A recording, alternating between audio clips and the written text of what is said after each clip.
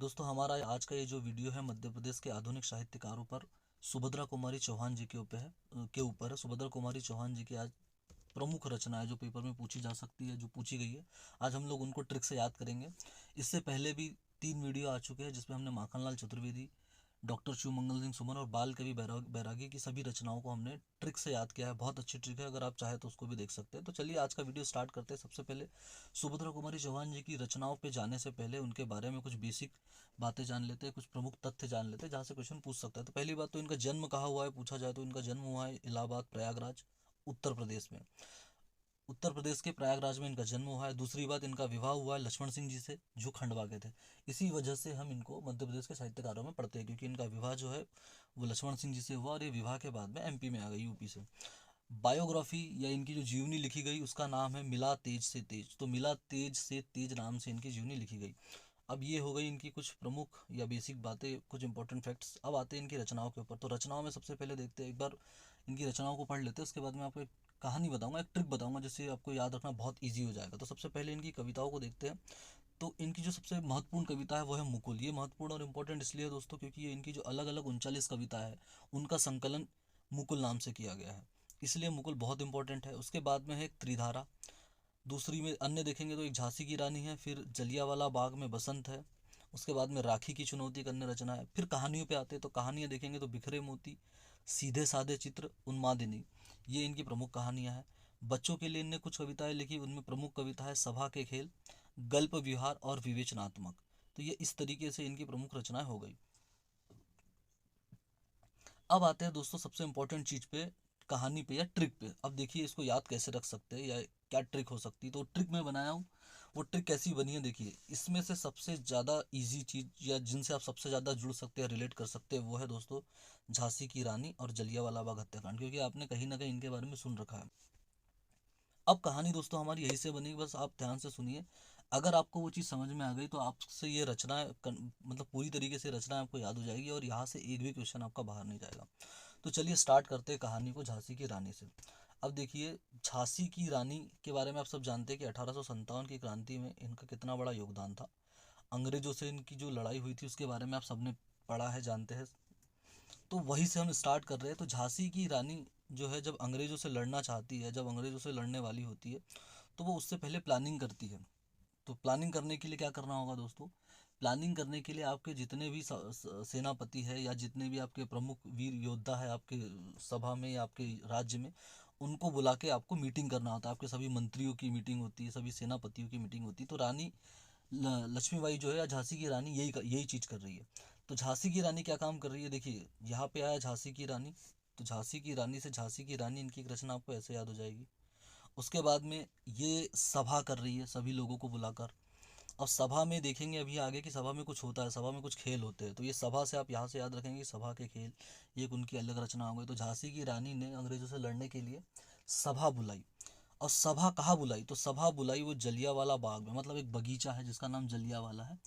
तो उस जलियांवाला बाग में, उस जलियांवाला बगीचे में रानी ने सभा बुलाई। अब उस सभा में कई लोग आए, बहुत से बेचारे सीधे साधे भी लोग थे। सीधे साधे से आप ये देखिए, सीधे साधे चित्र ये याद हो जाएगा। सीधे साधे लोग भी आए और कुछ वीर योद्धा टाइप के लोग आए, जिसका मतलब जो एक वीर योद्धा था जिनका, या इनको बोल दीजिए कि इनका एक प्रमुख सेनापति था, वो था मुकुल। तो कुछ सीधे साधे लोग आए और कुछ मुकुल जैसे वीर योद्धा लोग आए।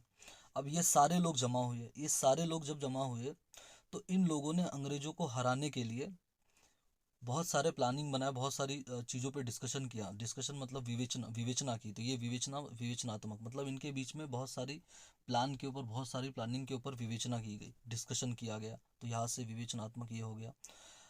अब उसके बाद में इन लोगों ने एक प्रॉपर, मतलब अंग्रेजों को हराने के लिए एक चुनौती तैयार कर ली। मतलब अंग्रेजों को चुनौती देने का निश्चित कर लिया कि अब हम इनको चुनौती दे के ही रहेंगे। अब इस तरीके से ये सारी चीज़ें इनकी प्लानिंग हो गई, सब कुछ हो गया। अब उसके बाद में इन लोग अंग्रेजों से लड़ने जाते हैं। और जब ये अंग्रेजों से लड़ने जाते हैं तो वहाँ पे क्या हो जाता है, उन्माद हो जाता है। एक उन्माद हो जाता है और उस उन्माद में क्या होता है, उस उन्माद में ये होता है दोस्तों कि जो लक्ष्मीबाई जो है, मतलब जो झांसी की रानी है, उनके पास मोती का हार होता है। मोतियों का राजा महाराजाओं के पास में होता ही था।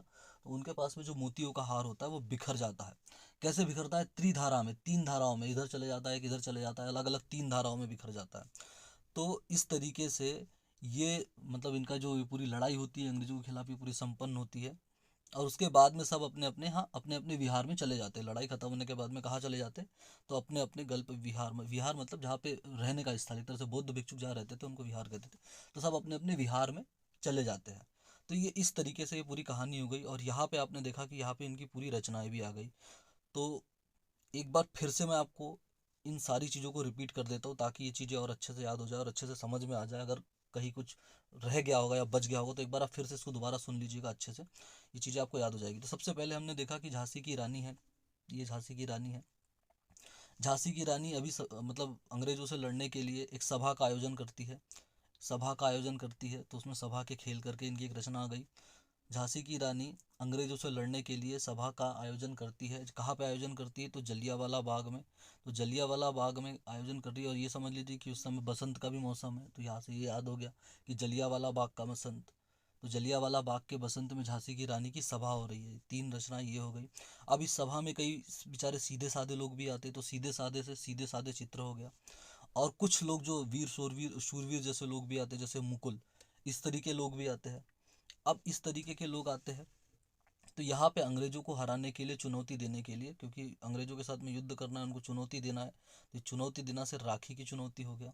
एक बहुत ही गहन प्लान तैयार किया जाता है एकदम। उसके ऊपर विवेचना, मतलब उसके ऊपर बहुत डिस्कशन किया जाता है अच्छे से एग्जीक्यूट करने के लिए। बहुत अच्छे से उसके ऊपर डिस्कशन होता है। तो ये डिस्कशन का हिंदी मतलब विवेचना होता है। तो ये विवेचनात्मक हो गया, यहाँ से विवेचना से विवेचनात्मक। अब उसके बाद में सारी प्लानिंग होने के बाद में, अच्छे से उसके ऊपर डिस्कशन होने के बाद में इन लोग युद्ध लड़ते हैं। और जब युद्ध लड़ने जाते हैं तो वहाँ पे क्या मतलब उन्माद हो जाता है। उन्माद हो जाता है तो उन्माद होने की वजह से क्या होता है, जो रानी है, झांसी की रानी है, उनके पास में जो मोती, बिखरे हुए मोती रहते, मतलब सॉरी, मोती की माला रहती है, वो तीन धाराओं में बिखर जाती है। जब उनकी लड़ाई होती है तो लड़ाई में रानी की जो मोतियों का हार होता है वो तीन धाराओं में बिखर जाता है।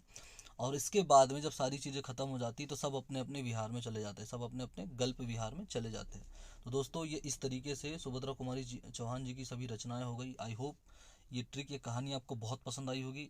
इन सभी रचनाओं को याद करने के लिए ये आपके लिए बहुत हेल्पफुल होगी। अगर आपको ये वीडियो अच्छा लग रहा है या आपको ट्रिक अच्छी लग रही है तो प्लीज़ वीडियो को लाइक करें, शेयर करें, चैनल को सब्सक्राइब भी करें। तो मिलते हैं दोस्तों नेक्स्ट वीडियो में किसी अन्य साहित्यकार की रचनाओं को लेकर।